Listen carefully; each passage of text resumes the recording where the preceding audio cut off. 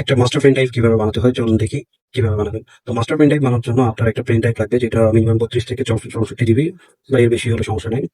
আর লাগবে আপনি যে কয়টা উইন্ডোজ ওএস রাখতে চান, যেমন উইন্ডোজ 7 আমি এখানে নিচে, কালি লিনাক্স নিচে একটা, আর এখানে উইন্ডোজ 10 এর একটা আইসো ফাইল নিচে। এই আইসো ফাইলগুলো ডাউনলোড করে নেবেন, আমি ডাউনলোড লিঙ্ক দিয়ে দিব কমেন্টে।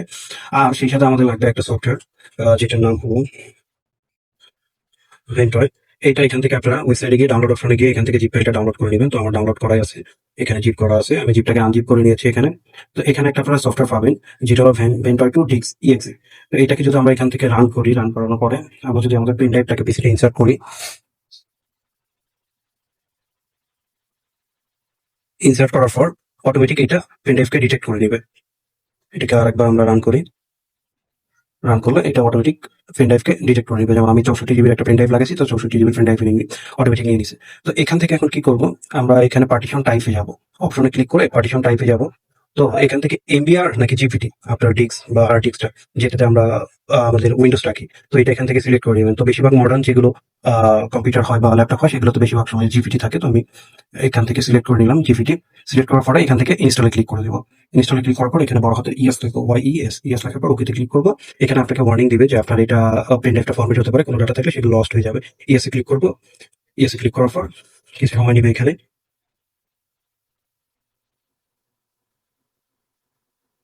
একটু অপেক্ষা করবো আমরা। এটা আমাদের কমপ্লিট হয়ে গেছে।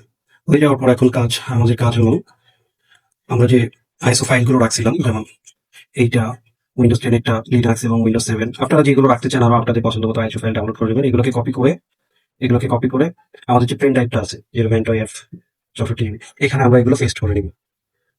তো একটু সময় লাগবে, আমি ততক্ষণ অপেক্ষা করি। এখানে আমার আইএস ফাইলগুলো কপি করা শেষ। আপনাদের আরো যদি আইএসও ফাইল লাগে, উইন্ডোজ 10 বা উইন্ডোজ 11 এর আইএসও ফাইল, তো আপনারা এগুলো ডাউনলোড করবেন। ডাউনলোড করে শুধু এই পেন ড্রাইভে রেখে দিবেন। এরপরের প্রসেসটা আমি দেখাবো আমার ফোনের ভিডিও অন করে, তো দেখবেন কিভাবে করতে হবে। আর যদি আপনাদের পিসিতে সিকিউর বুট অন থাকে, সেটাকে ভয়েস অপশনে গিয়ে সিকিউর বুটটাকে ডিসেবল করে নেবেন। এখানে যদি এনাবল করা থাকে সেটাকে ডিসেবল করে নেবেন। এরপর আপনাদের পিসিতে পেন ড্রাইভটি লাগিয়ে বুট অপশনে গিয়ে আপনার ইউএসবিটা, পেন ড্রাইভটা সিলেক্ট করে এখান থেকে এন্টার করে দিবে। এন্টার করে দেওয়ার পর আপনার কাছে এরকম ইন্টারফেস আসবে। আপনার যেইটা খুশি সেই আইএসও ফাইলটা এখানে এন্টার দিবেন। এন্টার দিয়ে সেট আপ করে নেবেন।